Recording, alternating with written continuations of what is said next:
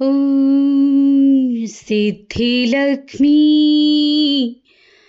नमोऽस्तुते। ब्राह्मी च वैष्णवी भद्रा षड्भुजं च चतुर्मुखं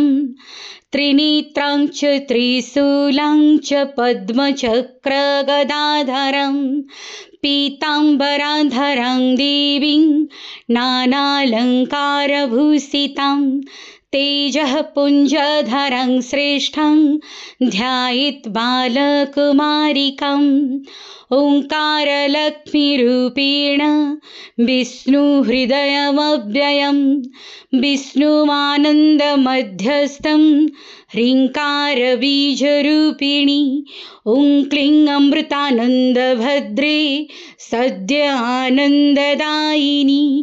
ॐ श्रीं दैत्यभक्षरदां शक्तिमालिनी शत्रुमर्दिनी तेजप्रकाशिनी देवी वरदा शुभकारिणी ब्राह्मी च वैष्णवी भद्रा कालिका रक्तशाम्भवी आकार ब्रह्मरूपेण ओङ्कारं विष्णुमव्ययं सिद्धिलक्ष्मी परालक्ष्मी लक्ष्यलक्ष्मी नमोऽस्तुते। सूर्यकोटिप्रतीकासं चन्द्रकोटिसमप्रभं तन्मध्येनीकरी सूक्ष्मं ब्रह्मरूपव्यवस्थितम् ओङ्कार परमानन्दं क्रियते सुखसम्पदा सर्वमङ्गलमाङ्गल्ये शिवे सर्वार्थसाधिके प्रथमे त्र्यम्बके गौरी द्वितीये वैष्णवी तथा तृतीये कमला प्रोक्ता चतुर्थे सुरसुन्दरी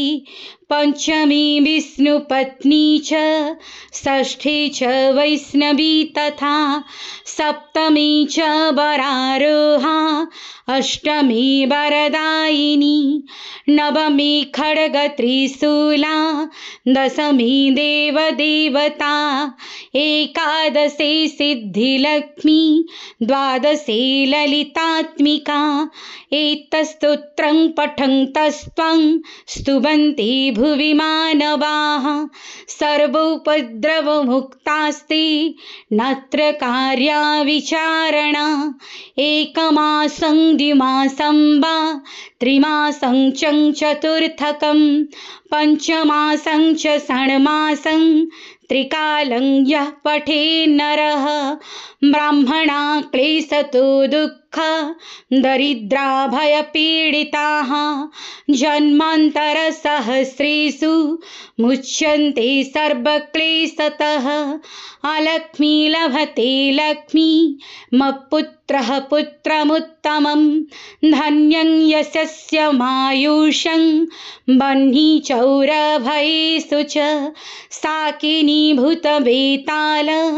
सर्वव्याधिनिपातकी राजद्वारी महाघोरी संग्रामी रिपुसंकटे